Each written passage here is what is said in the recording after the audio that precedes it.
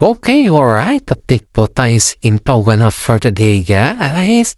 Ito na naman tayo, guys. Update tungkol sa Kim Pao. May bago po tayong balita kay Kim Chiu, guys, na mukhang pinaparin mawitin niya yung kanyang condo unit dun sa binili niyang condo dahil sabi nga niya, ayon dito sa ating legit na sources ay preparation nata ito kila Paula Veneno at saka si Kim Chiu na yung mapumpisa ba. Gusto kasi ni Kim Chiu, guys, na may sarili silang tirahan at hindi may plano naman sila na gumawa ng sarili nilang bahay, pero hindi pa na plano kung saan yun. Sinadhanap lang po sila ng kanilang lupa o lupa na kung saan ay ipapatayo yung kanilang dream house ni Paolo Avellino. Ayun kasi dito, yung first choice kasi ni Kim Chiu, guys, is hindi naman sa ayaw sa Baguio, kaso nga lang yung location kasi sa Baguio ay maraming mga earthquake, natatakot siya sa mga earthquake na nangyayari ba. Siyempre, guys, kung may earthquake na pinag-uusapan, masasayang naman yung gasto mo dahil doon naman sa Baguio, guys, is mahain talaga at saka yung lindol daw pag once na may malakas na lindol na bumagsak. Alam mo na yun, guys, kung malakas na lindol na bumagsak doon. And of course, guys, masasayang talaga yung inyong pinaghirapan, lalo't milyon-bilyon yung halaga ng bahay, mawawala pa rin yun, guys. Kaya yung second option po nila ay sa Maynila, na kung saan po ay yung malapit lang sa kanilang work. Kaya na po nakapag-decide sila Kim Chiu at saka si Paolo Avellino na naghahanap lang ng place na kung saan doon sila manirahan o doon sila patayo yung bahay. Siyempre, kung doon nila ipapatayo kanilang bahay, iisipin ng mga karamihan na mas pabor sila sa mga malapit sa kanilang work, guys. Yung tanong ito ng ating mga netizen, guys, sa ating unang vlog ay kung magpakasal na ba sila Kim Chiu at saka si Paolo Avellino ay hindi na sila papasok sa showbiz. Hindi po, guys. Dahil ang showbiz po ang nabigay sa kanila ng kanilang katayuan sa ngayon. And of course, papasok pa rin sila sa showbiz, dahil dyan po sila nag-start at nakakilala eh. At hindi lang po yan, guys, iniisip din nila Kim Chiu at si Paolo na hindi na sila kumuha ng mga kissing scene na project. Dahil kapag kumuha pa sila ng kissing scene na project at they are already coupled, mahirap naman yun, guys, kasi alam nga naman na may kissing scene pa sa ganun na lagay, diba? Kaya sabi ng mga karamihan na mas maganda na mga comedy film or something na mga romance kung silang dalawa lang naman yung mag-romance, okay lang naman yun. Pero yung sa iba sila may partner, may issue na siguro yun. Yun po yung idea ng mga karamihan dito, guys. Pero sa kanila naman is okay naman sa kanila. Maraming mga netizen po ang nagsasabi na si Paolo Avellino po ay okay siya sa lahat. Pwedeng kissing scene, pero wala naman was in a kissing scene ba yung funny moment or something na mga horror or mga funny moment lang, yan na siguro is pwede sa kanila pag they are already married. At ito pa, guys, yung nasalap natin na balita. Si Paolo Avellino po ay kapag-decide rin na hindi niya iiwan ang showbiz. Kagaya din po kay Kim Chiu na hindi niya iiwan ang showbiz dahil gusto nila na tuloy-tuloy pa rin sila sa showbiz hanggat wala pa silang anak. Yung guys, kapag may anak ka na kasi, doon mo na kasi makikita yung obligasyon mo, responsibilidad mo bilang isang magulang. Kailangan mo silang i-sustain or alagahaan, di ba? Pero pag wala ka pa ng mga anak, syempre isipin mo yung future na magiging anak ninyo dahil nakasalalay na sa inyo ano na yung kinabukasan ninyo anak. Kaya nga po, makapag-decide ko si Paolo Avellino na hindi po na hindi po niya iiwan ng showbiz guys kasi mahirap ang buhay sa ngayon at marami din mga netizen ang nagsasabi na hindi naman talaga kailangan iwan nila Paolo Avellino at saka si Kim Chiu yung showbiz kasi dyan po sila nagsimula. Makapag-decide na po yung dalawa guys patungkol sa kanilang kung saan sila manirahan kasi nga po yung apartment ni King Chu guys ay nire yung gate nila.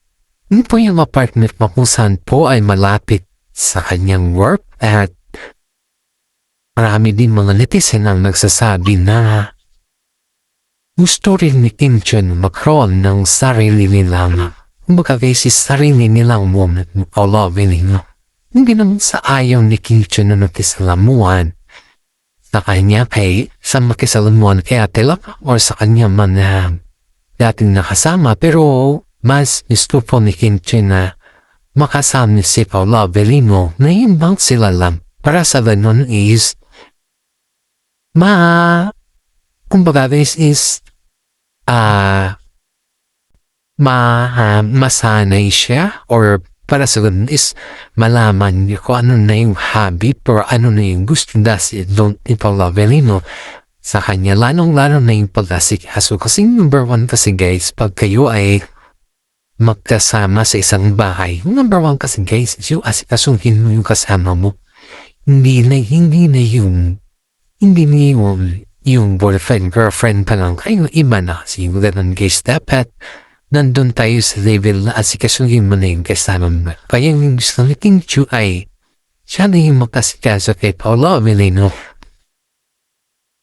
Wala na iba. Iyan po yung point ni King Chu dito guys. Kaya marami mga netizen po ang nagsasabi na napakaswerte pa rin ni Paolo dahil si King Chu po ay binibigyan niya talaga ng panahon or binibigyan niya talaga ng uhas si Paolo Avellino at hindi sa may plano yung dalawa guys na maghanap ng lupa dahil may plano sila about sa future house nila guys pero ito guys ay yung first option kasi ni Paolo Avellino noon kasi si Paolo po ay may mga first option kasi siya noon ay dun po sa dun po sa Baguio.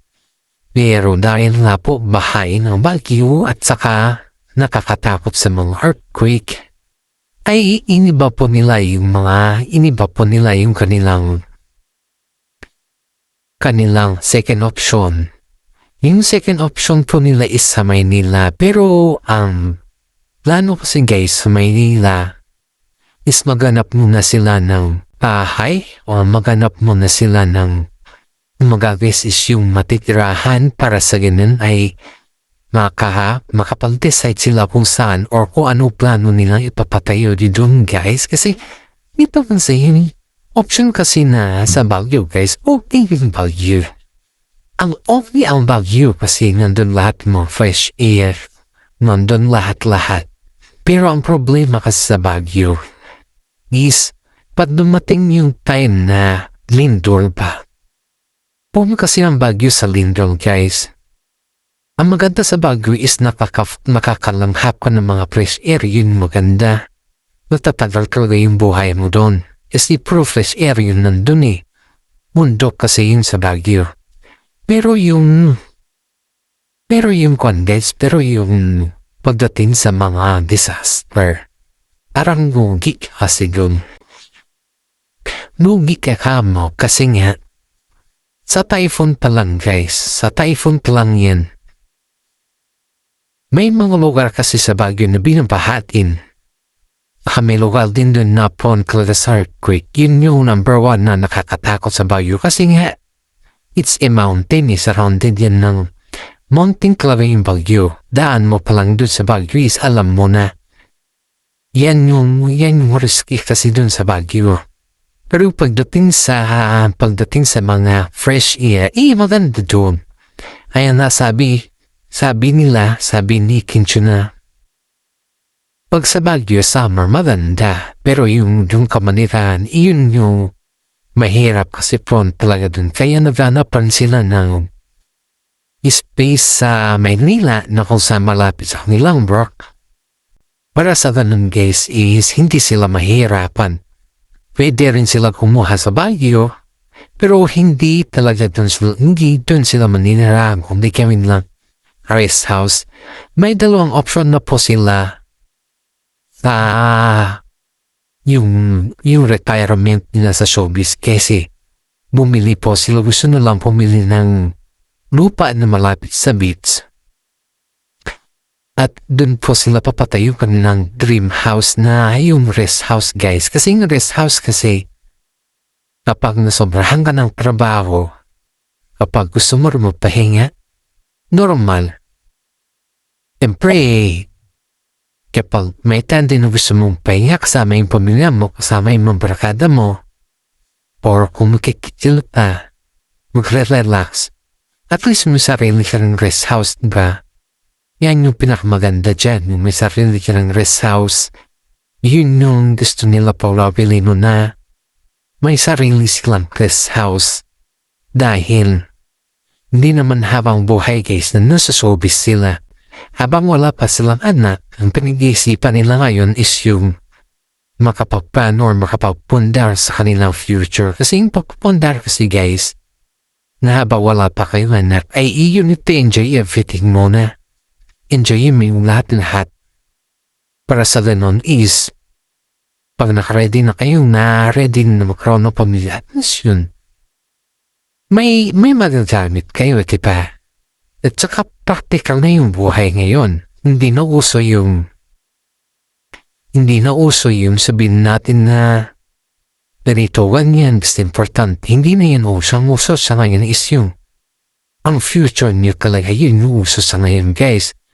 Maraming mga netizen na nagsasabi na napakaswerte pa rin ni Kim Chiu kay Paolo Abilino dahil kahit hindi man si Paolo yung nakuha na kay Kim Chiu sa unang buhay niya, ay palaging full support naman si Paolo kay Kim Chiu. Kahit isang daming nambabas kay Kim Chiu dahil si Paolo po ay kita nila na hindi siya yung kagaya ni si Yenli mo so whatsoever na ang daming alam mo na titibrekti.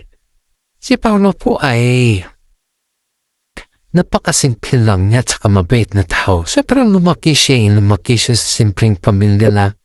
Hindi naman siya lumaki sa mga magarbong pamilya. Yun po yung kay Paolo Abilino dito. Hindi siya lumaki sa magarbong pamilya. Lumaki po sa simpleng pamilya lang. Maraming mga netizen po ang nagsasabi na wala naman hadlang sa pag-ibig, wala naman hadlang sa pag-ibig kundi ipakita po yung totoo, diba? Ito guys, yung napansin nila kay Kim Chiu sa ngayon na noon kasi nung hindi pa po, yung wala pa si Paolo Abilino sa kanyang buhay ay hindi naman in-effects ni Kim Chiu yung kanyang kinakain. Hindi naman niya napakita sa kanyang Instagram paano yung kanyang kinakain ba. Pero sa ngayon guys is nakikita mo na si Kim Chiu ay nagluluto na rin. Nagluluto ng mga foods na yung mga kahit simple lang ay pin-effects niya na rin sa kanyang mga account. Kaya nabila yung mga netizen dahil noon naman hindi naman ganun si Kim Chiu. Noon naman hindi naman siya nag-perfect sa kanyang mga pagkain. Saka hindi naman maluto si Kim Chiu. Ngayon po guys is napaka yung mga netizen sa kanya, yung mga fans niya. Dahil simula nung nalaman nila na may proposal na nag-propose na si Paolo, yun po na-fix na rin si Kim Chiu ng kanyang pagkain.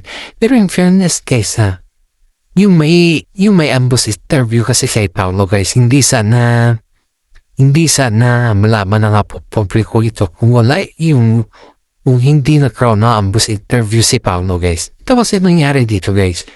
Paolo Abilino po ay nagkaroon ng ambush interview at natanong dun na parang padulas na tanong lang kung nag-propose na ba siya kay Kim Chiu? Sabi niya tapos na. At tinanong siya kung nag-live-in na sila ni Kim Chiu. Sabi na they were together pero hindi niya sinagot dun kung they were together in one roof.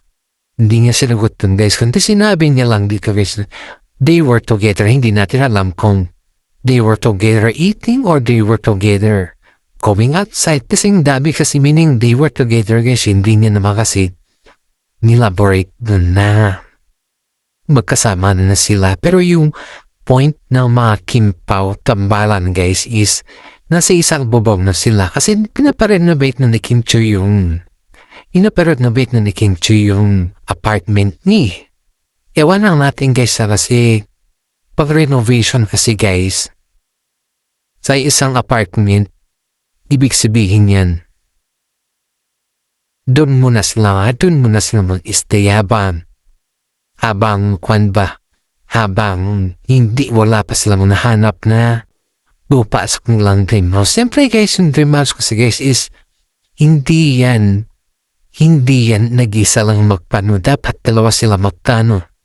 Marami netizen na sabi na mas masarap sa pakiramdam na dalawa sila magplano. Yan yung plano na kung saan is dalawa sila at walang sisiyan sa bandang huli. Pero in fairness kaysa si Kim Chiu po ay madali siyang turuan sa pagluluto ayon dito sa ating legit na sources na hindi doon nahirapan ang mami ni Paolo Avellino na turuan si Kim Chiu sa mga gawaing bahay at saka sa pagluluto kasi madali lang daw siyang maturuan, hindi naman mahirap. At sanay naman si Kim Chiu na pagturuan mo siya one time, sanay naman siya na naimbang hanggang one time is enough, iyon na yun. Mabilis siya maturuan sa mga gawain na ganyan lalo at yung inaalam niya, yung favorito ni Paolo Avellino. Gusto kasi ni Kim Chiu na naalagaan si Paolo guys. Gusto niya kasi yun.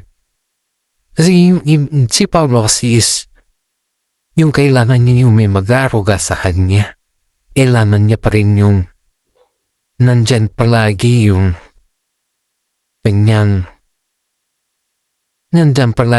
kanyang si Kim Chiu. Dahil si Kim Chiu po guys is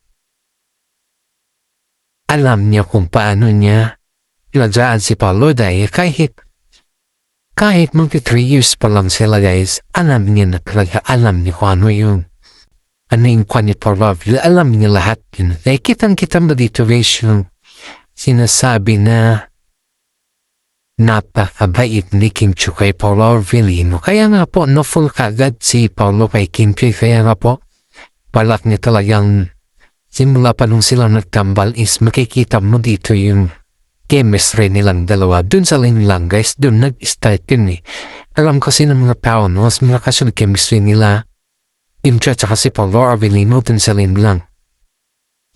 Marami nagsasabi na gustong-gusto ni Paolo Avellino na ipakita kay Kim Chiu na mas mahalaga ang pamilya. Mas mahalaga si Kim Chiu sa kanyang buhay. Kaya yung bang kita mo yung adjustment ni Paolo Avellino kay Kim Chiu guys na kahit hindi naman Pinoy si Kim Chiu, iba naman yung kanyang ginagamit at iba naman yung kanyang nandyan pa rin si Paolo sa kanya. At the same time naman po guys, naman po si Kim Chiu kay Paolo kay wala naman kayong masabi sa kanila dahil they were very close at mabait sila sa isa't isa. Kaya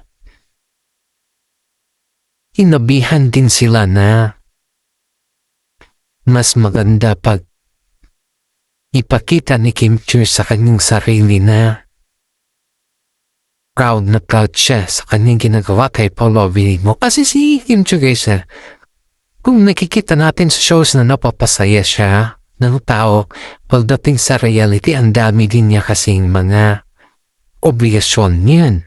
Ganon din po si Paulo, ang dami din yung obligasyon. Pero yung iniisip talaga nila guys, sana yun is yung wedding nila. Yung wedding proposal nila. Kasi, ipin mo yung wedding proposal nila. Ipin mo yung ganapan nilang dalawa. Isipin mo yung saan sila nagsimula. At isipin mo rin yung bago sila na-start, bago sila nakakilala, nakaroon na ng issue, diba? Yan po yung mga gustong iwasan ng mga netizen sa kanilang issue. Pero wala po tayong magagawa dyan guys, kasi binabalik naman nila yan. May shout out po tayo sa ating mga fans dyan, sa mga senior citizen dyan, at lagi nakikinig sa ating mga update. Maraming salamat po guys. Sa mga ibang bansa dyan na patuloy na nakikinig, patuloy na sumusuporta sa atin, maraming salamat po sa mga tanong mo po yan para sa atin. At dito lang mo po ang ating update. Maraming salamat at God bless sa ating lahat.